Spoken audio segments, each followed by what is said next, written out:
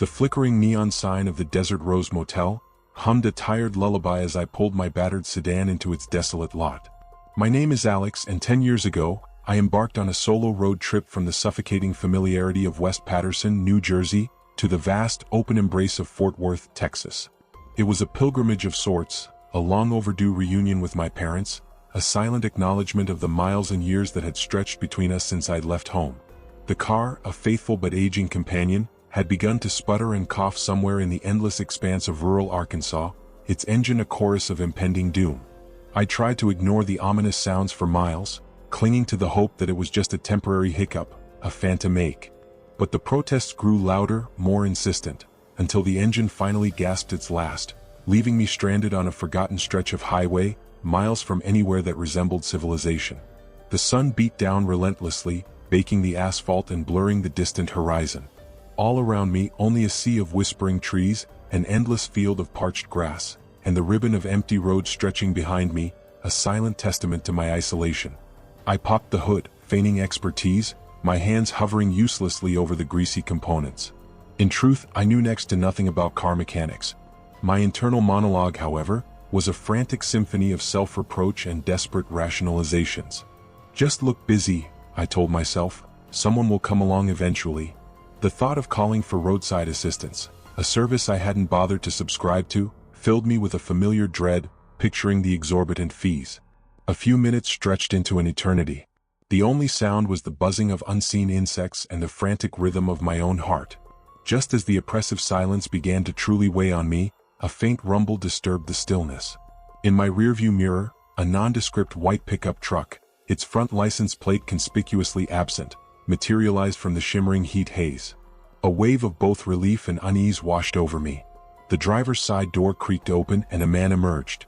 My immediate impression was of someone perpetually weathered, in his mid-30s perhaps, but with a weary resignation that aged him beyond his years. His curly hair was a tangled mess, and a long, uneven beard framed a face that looked like it had seen too many sunrises and too few restful nights. His hands, calloused and strong, spoke of a life spent in physical labor. There was a peculiar, almost unsettling familiarity about him.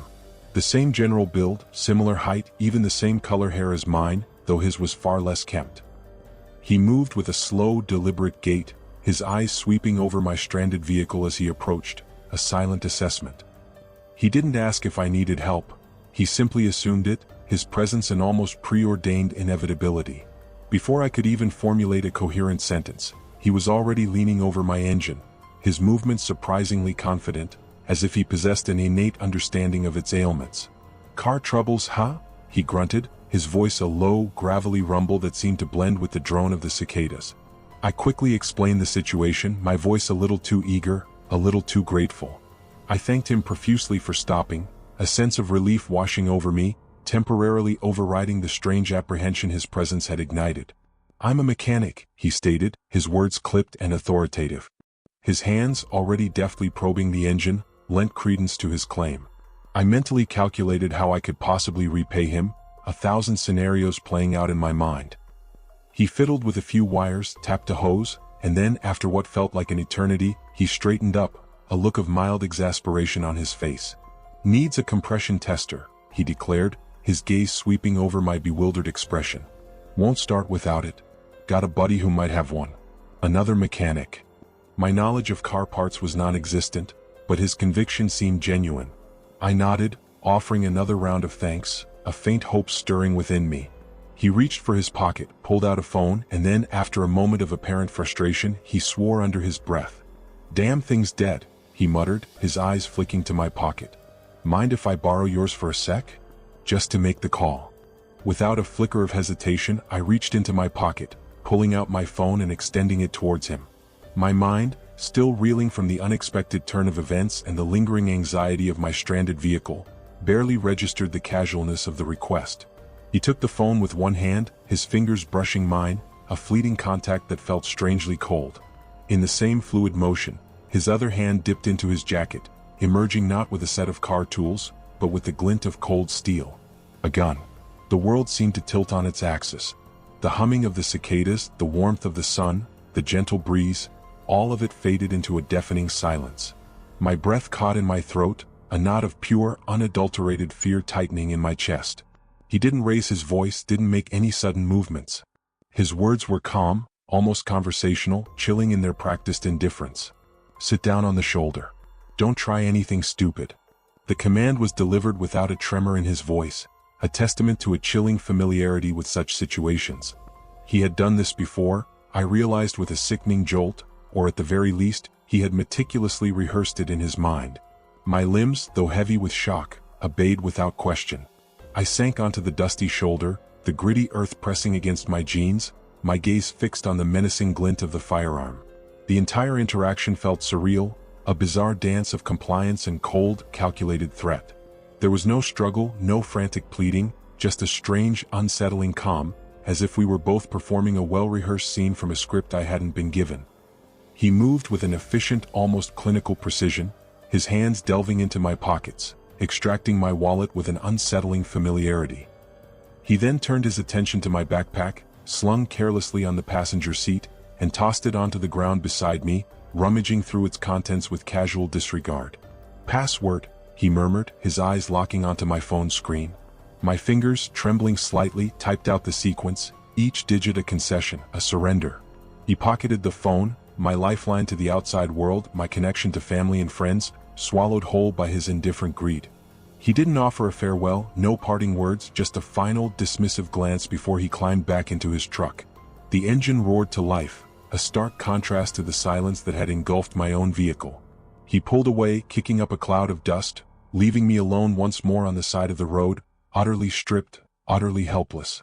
The roar of his engine faded into the distance, replaced by the persistent hum of the cicadas, now sounding like a mocking chorus. Anger, hot and visceral, surged through me, eclipsing the lingering fear. I had been robbed. Stripped of my possessions, my sense of security, my very identity, on a forgotten stretch of highway in the middle of nowhere. It was a raw, infuriating injustice, a violation that left me seething. The initial shock eventually gave way to a burning fury, a feeling that still, to this day, has rarely been paralleled. I don't think I've ever been that angry in my entire life. But the story, as it turns out, was far from over. There were more layers to this nightmare, deeper currents of insidious malice that would soon resurface. Hours later, a kindly family, their car laden with camping gear, finally pulled over. They were an unexpected beacon of humanity in the vast emptiness, their faces etched with concern. They offered me a ride and, with their help, managed to get my car running again, a minor miracle. Their generosity extended beyond simple assistance. They even provided me with meticulous directions to my parents' house, a thoughtful gesture that allowed me to continue my journey without my phone. I finally arrived in Fort Worth late that night, weary and emotionally drained, but with a renewed appreciation for the simple act of human kindness. The visit with my parents, despite the unsettling circumstances, was a balm to my frayed nerves, a temporary reprieve from the gnawing anxiety that had taken root within me. The weeks that followed blurred into a monotonous cycle of damage control. Canceling credit cards, replacing lost IDs, updating passwords, and painstakingly trying to recover the digital fragments of my stolen life. It was a tedious, frustrating process, a constant reminder of the violation I had endured. Each phone call, each form filled out, chipped away at my patience, leaving me feeling increasingly helpless. Yet, I persevered, determined to reclaim what had been taken from me. I managed to square away as much as I possibly could, a semblance of normalcy returning to my days. I tried to push the memory of the robbery to the back of my mind, a dark, unwelcome shadow that I hoped would eventually fade into insignificance. Life, I told myself, had to go on. 6 months passed, a period of deceptive calm. I was slowly rebuilding, piece by painstaking piece, when the first tremor of true terror struck. A letter arrived in the mail, its envelope bearing the unfamiliar logo of a bank I'd never heard of. It was addressed to me, a polite, almost cheerful, "Thank you for opening a new line of credit." My initial reaction was dismissive. Scam. Junk mail. Another attempt to trick me into giving away information. But then, a few days later, another letter arrived, this one from Best Buy. Inside, a gleaming new credit card, embossed with my name, and a statement detailing over $1,000 in charges. The purchases had been made in a small, nondescript town in Tennessee. Confusion warred with a creeping dread. How was this possible? Then, like a sudden, blinding flash, the horrifying realization hit me. My Social Security card. It had been in my wallet, nestled amongst my other cards, when I had been robbed. The man on the highway hadn't just taken my money and my phone. He had taken the very essence of my identity. He had everything he needed to become me, to unravel the fabric of my life. The next month spiraled into a living hell. My credit report became a nightmarish landscape of hard inquiries, new accounts, and balances I didn't owe. Every day brought a fresh wave of panic, a new discovery that chipped away at my sense of security. It was a relentless assault, a digital haunting that infiltrated every aspect of my existence. Anyone who has dealt with identity theft knows the suffocating hopelessness it can breed. I filed a report with the Federal Trade Commission, placed fraud alerts on all 3 credit bureaus, and even froze my credit, hoping to stem the tide of unauthorized activity. I went to the local police, armed with every scrap of information I had, but without a name, without a license plate, their hands were tied. Property tends to get destroyed during Deltopia, they'd said to another victim once. This, however, was something far more insidious. I filed a formal report anyway, a desperate attempt to create a paper trail, a record of the unfolding catastrophe. I even called the police departments in each of the towns where fraudulent charges had appeared, recounting my story again and again, each repetition deepening the sense of powerlessness. I followed every prescribed step, meticulously, desperately, but it wasn't enough. The escalation continued, relentless and chilling. The perpetrator or perpetrators were cautious, methodical, their movements leaving barely a trace. Then a few weeks later the phone rang. It was my health insurance provider. My blood ran cold as the representative explained that someone had received emergency care under my name at a hospital in Georgia. This wasn't just about money anymore. This was about my medical history, my personal records, tainted by a phantom patient. It was a violation that transcended financial loss, a profound intrusion into the very core of my being. What if I ever ended up in a hospital, incapacitated and unable to speak for myself? These fabricated records could literally screw me over. This was the breaking point. The police, it seemed, could do little more than document my escalating distress. I decided then and there that I would take matters into my own hands. My lifestyle transformed, every ounce of my free time dedicated to a singular, consuming quest, to track down the perpetrator myself. I set up Google alerts for my name, for any recent cities linked to the fraud. I checked my credit report with obsessive frequency, every new entry a fresh stab of anxiety. I scoured online forums, delved into the murky depths of social media, pursuing every lead, every whisper of a connection. One restless night, driven by a desperate, almost irrational impulse, I decided to cast my net wider. I began checking Craigslist. My focus was narrow, honed by the relentless pursuit of my phantom twin. Cities tied to the fraud, places where suspicious charges had surfaced, or where unsettling mail had originated. Hours bled into one another, the glow of my screen a solitary beacon in the darkness of my apartment. My eyes scanned endless listings, a blur of discarded furniture, used electronics, and forgotten dreams. And then a small, unassuming ad caught my eye. It was for a collection of used power tools and an assortment of miscellaneous items, posted from Jackson, Tennessee. A shiver ran down my spine. There was something about the listing, a subtle, almost imperceptible resonance, that made it stand out from the endless digital detritus. The more I scrutinized the details, the more a disturbing sense of familiarity began to take root. And then it clicked. Every single item listed, from the brand of the drill to the specific type of wrench, matched perfectly with items that had been charged to that Best Buy card, the very card that had been opened in my name. My heart hammered against my ribs, a frantic drumbeat against the silence of the night. I stared at the screen, a maelstrom of emotions swirling within me. Disbelief, fury, a chilling sense of vindication. It was him. It had to be. He was selling my stolen future. The urge to act, to confront him, to demand answers, was overwhelming. But a colder, more rational voice, born of months of frustration and a deep-seated fear, cautioned restraint. I debated my next move, a myriad of vengeful scenarios playing out in my mind.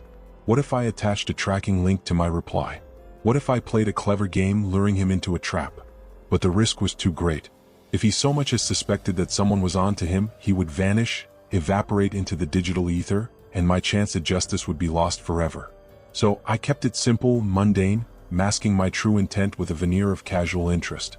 I responded to the listing, expressing a vague interest in a couple of the items, asking if they were still available. To my surprise, the guy didn't seem to be on to me at all. His replies were prompt, if a little curt, devoid of any suspicion. Over the next few days, we exchanged a series of emails, the conversation a twisted parody of a normal transaction.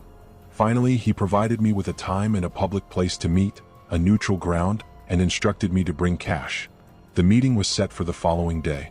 The temptation to drive to Tennessee myself, to face him, to unleash the torrent of anger and fear that had been simmering within me for months, was almost unbearable. But a chilling realization held me back. I didn't trust myself. The raw, primal urge for retribution was too strong. What would I do if I saw his face again, the face of the man who had stolen my life? The thought alone was enough to make me recoil. Instead, I picked up the phone and called the police department in Jackson, Tennessee. I had no idea if they would even remember my case, a mere footnote in their long list of crimes. But I had to try. I recounted the entire sordid tale, the identity theft, the relentless pursuit, the Craigslist ad, each detail delivered with a desperate intensity. I pleaded with them, my voice thick with emotion, to help me. I gave them every scrap of evidence I had painstakingly gathered, every date, every location, every transaction. And then I waited, a fervent prayer echoing in the silence of my apartment. By some miracle, a small, fleeting thread of hope in the vast tapestry of my despair, they told me the details lined up just well enough. It was worthwhile, they said. They would at least talk to him, see if they could extract any information. The next day, after a brief, tense back and forth, I managed to extract one crucial piece of information from him. He was driving a red pickup truck. I immediately relayed this to the police, my heart a frantic drumbeat against my ribs. And then I waited again. Hours stretched into an eternity, each tick of the clock amplifying my anxiety. The wait was agonizing, each passing minute stretching into an eternity. I paced my apartment, the phone clutched in my hand, my mind racing through every possible scenario, from triumph to devastating failure. Just as despair began to settle in, the phone finally rang, its shrill cry startling me out of my anxious trance. It was the Jackson police. The officer's voice was calm, measured, but the words he spoke sent a shockwave through me, causing my knees to buckle. I wanted to drop to the floor, to collapse under the sheer weight of what he was telling me. I swear on my life, the relief that washed over me was so profound it felt almost physical, like a suffocating pressure finally lifting. As soon as the guy spotted our patrol cars near the meetup spot, the officer began, his words painting a vivid, almost cinematic scene in my mind. He immediately sped out of the lot. Didn't even try to play it cool. That alone, the officer explained, was enough to raise a flurry of red flags. His panicked reaction, his blatant disregard for the law, confirmed their suspicions. They followed him, a silent pursuit through the streets of Jackson. Not long after, fate, or perhaps a higher power, intervened. The guy, in his desperate attempt to escape, lost control of his truck, veering off the road and crashing into a ditch. It wasn't a major accident, the officer assured me, but it was enough. Enough to legally involve them beyond a casual questioning, enough to grant them access to a situation that would otherwise have remained out of reach. According to the officer, the man was a total wreck. Visibly shaken, his face pale and clammy, he was panicking, talking in frantic, disjointed circles. The facade of the calm, calculating robber I had encountered on the highway had crumbled, revealing a terrified, desperate individual. And then the officer delivered the final, most satisfying blow. As soon as we even mentioned the Best Buy items, he said, a hint of satisfaction in his voice, he folded. He confessed. He admitted he didn't know where the items had come from, that they weren't his, that a friend had given them to him, and he had simply decided to resell them. It couldn't have been more perfect. A rat, trapped and cornered, willing to sell out his accomplices to save his own skin. With his cooperation, the police were able to acquire enough evidence to arrest the real perpetrator, the mastermind behind this insidious scheme. The relief that flooded me at that moment was unlike anything I had ever experienced. It was as if a crushing weight, a dark, suffocating shadow, had been lifted from my soul. I was free. The fear, the anger, the constant gnawing anxiety, all of it began to recede, replaced by a profound sense of vindication. As I mentioned earlier, I'm fiercely private, and I'm not looking to have this story traced back to me, so I'm going to keep the remaining details deliberately vague. But I will say this much. The man who robbed me that day on the highway wasn't acting alone. It turned out there were 3 of them in total, a callous trio operating in the shadows, their lives a parasitic existence fueled by the misfortune of others. The shocking truth, the one that truly sent a shiver down my spine, was that I wasn't their only victim. Far from it. From what I was told, they had been systematically targeting unsuspecting travelers and isolated drivers, preying on vulnerability along various interstate corridors, primarily in the sprawling expanse of the American South. Their modus operandi was chillingly consistent, feigning assistance, gaining trust, then striking with ruthless efficiency. It was a calculated, predatory pattern that had left a trail of shattered lives and financial ruin in its wake. The thought of how many others had fallen prey to their deception, how many lives they had turned upside down, filled me with a cold, righteous anger. But amidst the lingering horror, there was also a profound sense of justice. Eventually all three of them were caught. The intricate web of their deceit unraveled, strand by painstaking strand, thanks to the diligence of law enforcement and in no small part, to the desperate measures I had taken to reclaim my life. They were charged, each facing the consequences of their actions, and ultimately they were put in jail. I won't delve into the specifics of their sentences or the legal proceedings. Those details are not mine to share. What I will say unequivocally is that justice was served. The shadow that had loomed over my life for so long finally receded, replaced by the light of resolution. The rhythmic hum of the old propeller plane, a comforting drone against the vastness of the sky, was a familiar lullaby. My name is Arthi, and this happened a pretty long time ago, late April of 1996 to be exact. I was fresh out of basic training, a green recruit assigned to an air base in San Angelo, Texas, as a communications specialist. Being stationed in Texas was a godsend.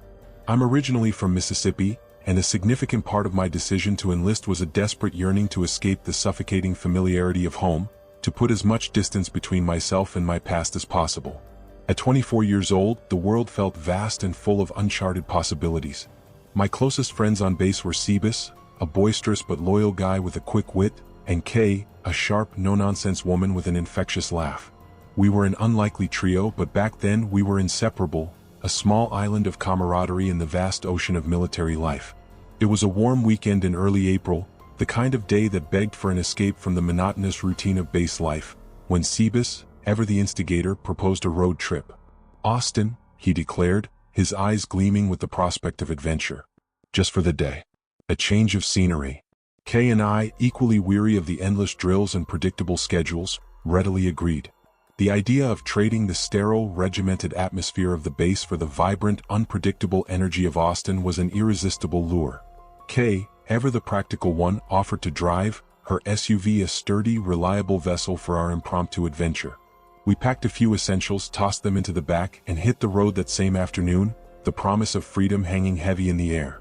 About an hour into the drive, the landscape outside the window had transformed into a mostly empty stretch of highway, endless fields stretching to the horizon under a vast blue sky. The conversation in the car had lulled, replaced by the easy camaraderie of shared silence and the occasional burst of laughter.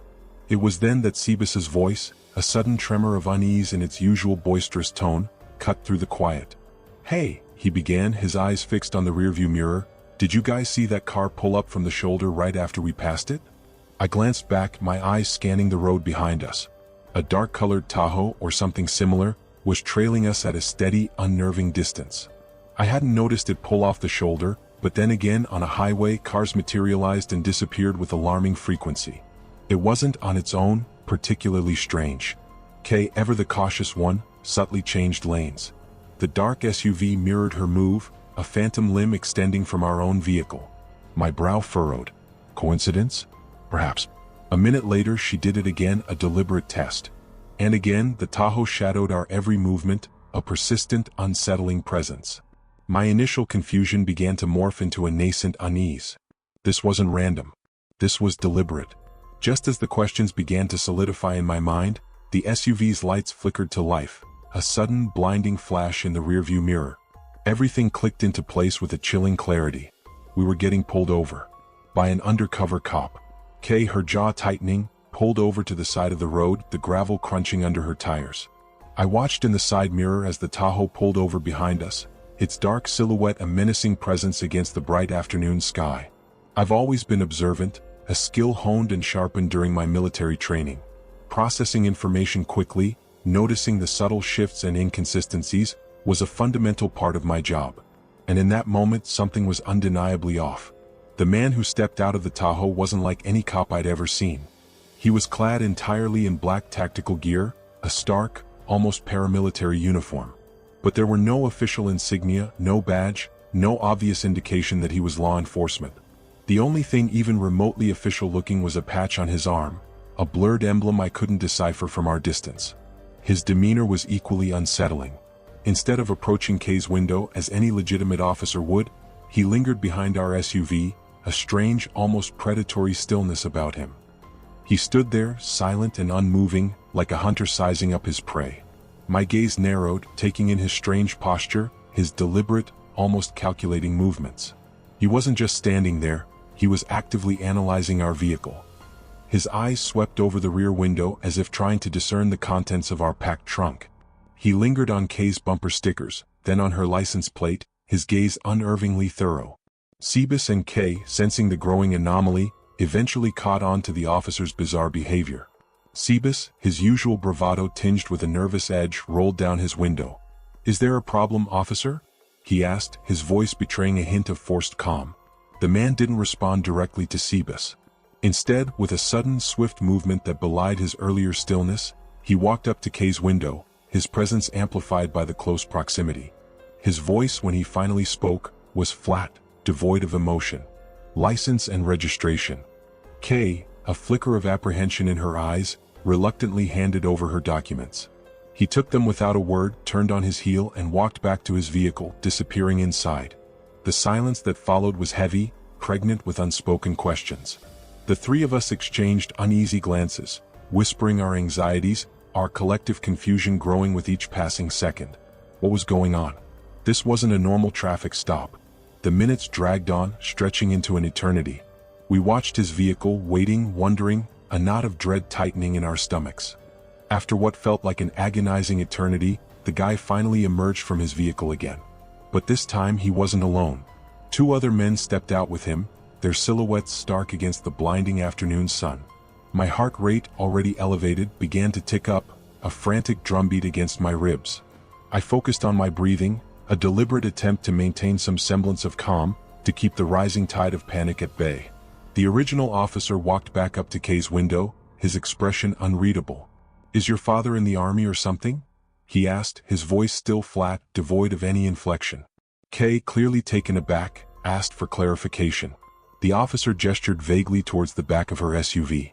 "The U.S. military bumper sticker," he explained. A ripple of understanding, then a nervous chuckle, escaped Kay. "That's me," she said, a hint of pride in her voice despite the odd circumstances. "I'm in the military." She then turned to Sebus and me, a fleeting glance of solidarity passing between us. "Them too." The moment Kay uttered those words, a subtle but palpable shift occurred. The man at her window didn't say anything immediately, but his body language stiffened, his shoulders squaring, his gaze hardening. He glanced back at the other two men who were still standing near the rear of the SUV, their forms like silent sentinels.